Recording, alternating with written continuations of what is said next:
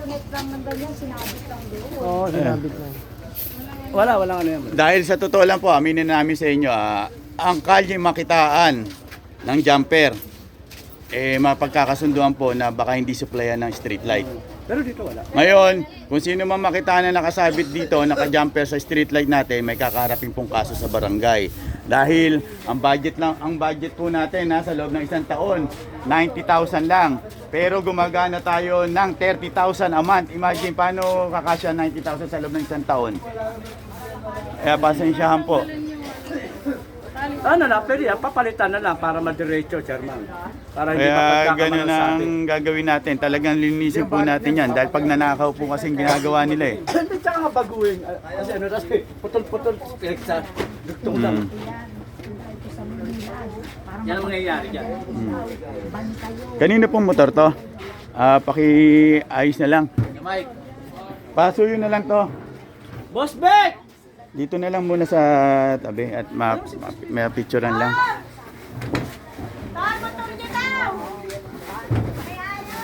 Pasuyo na lang po ano. Paan? Ikot ko lang, may store mo ka. Mahahaba yan. Matagal po yan, matagal. Ikot na po muna kayo. Duktong may kuryente rito. Hindi, yung ano, yung mga kuryente, kaya kala mo nga sa akin. Pero ito, ito hindi sa akin. Pasuyo na lang. Dito na lang muna sa ano. Suyo na lang.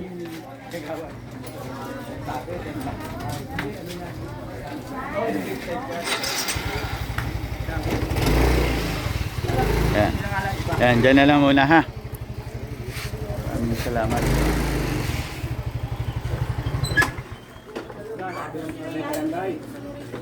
Sa barangay yung basura, hindi dito.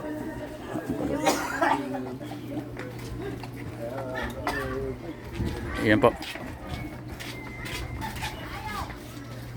Tingnan mo yan sa cable 1. Asan yung hagdan? Pa-check na lang to. Ito. Sino papanik? Pa-check na lang muna to. Bumili na yung kagawad na kulang, kailangan nyo palitan. Hindi po, check muna natin yung linya. Yung linya lang muna, check natin. Nagkabulbul na. Pasensya na, kailangan talaga ha. Kumukonsumo tayo ng 30 mil kada buwan, street light lang. Pero ang budget ng barangay, 90,000 sa loob ng isang taon. Kaya kailangan namin linisin po talaga to at maiwasan yung pagnanakaw ng kuryente.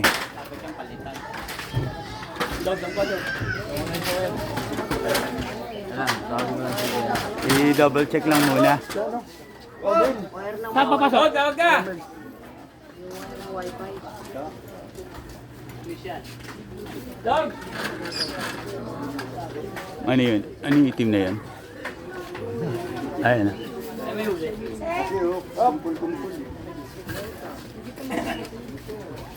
Saan pumasok nyo? Oh, gumana.